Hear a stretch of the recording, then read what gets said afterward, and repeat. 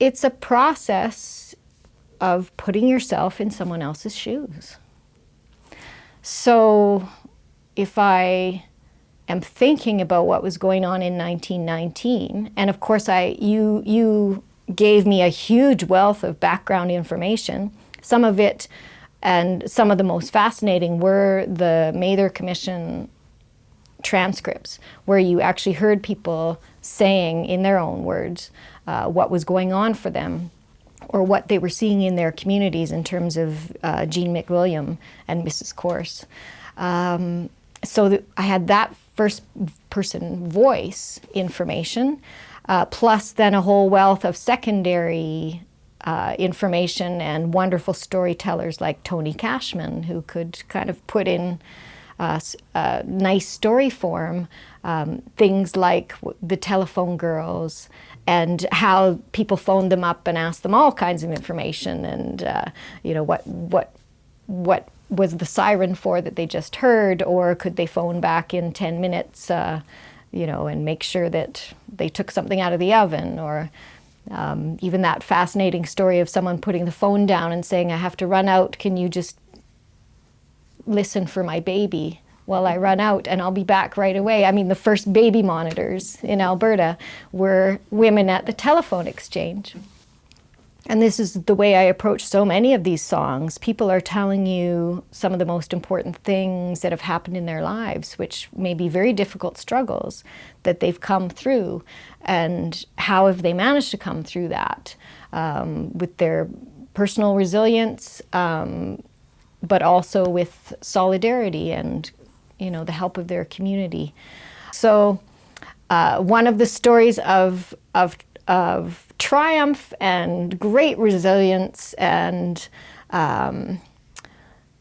wonderful solidarity that came out to me was these telephone girls. So the women that worked the telephone exchange, and the fact that they were the first ones to stay off the job in Winnipeg. We knew a little bit less about what they did in Alberta. Some were not unionized, and some of their councils did not vote to go out in sympathy, but some were, and we know that some did.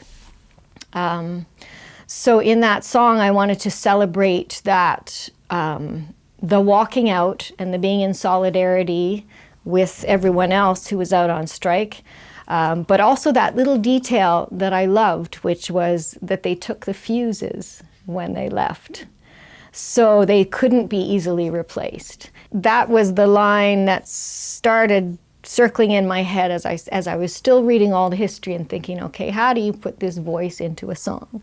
So it just kept coming back, this walk out, you telephone girls, take every fuse. And from that, then I started to think about, okay, well, what was life like for these mostly young women, and definitely single because they lost their jobs when they got married. What would their awareness have been of what were the major things going on in their lives? So November 1918, the armistice had been signed, World War I was over, soldiers were coming back. Who had they lost or missed during the war? And also the inflation that was going on.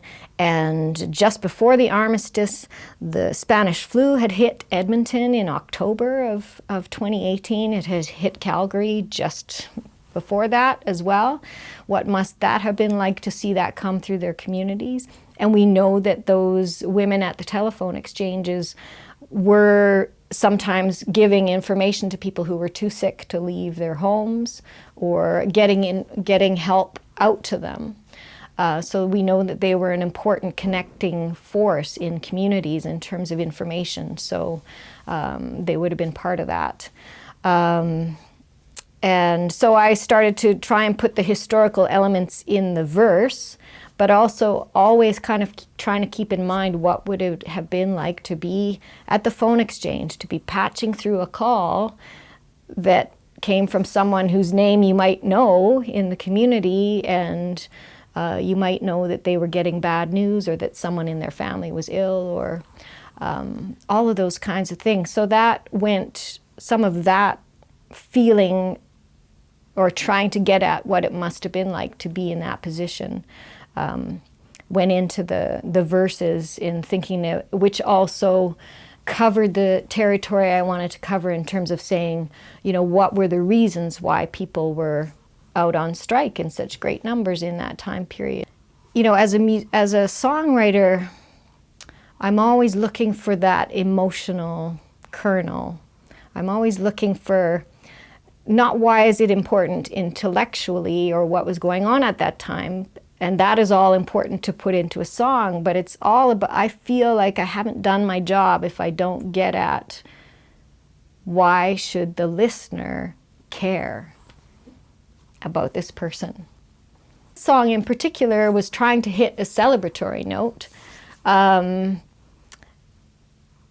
but with some of the other songs that I've written, the more emotional ballad pieces, like We Were Good People or Heart in Hand from the Gainers picket line, if someone comes to me afterwards and says that they were in tears at that, then I feel like I have done my job.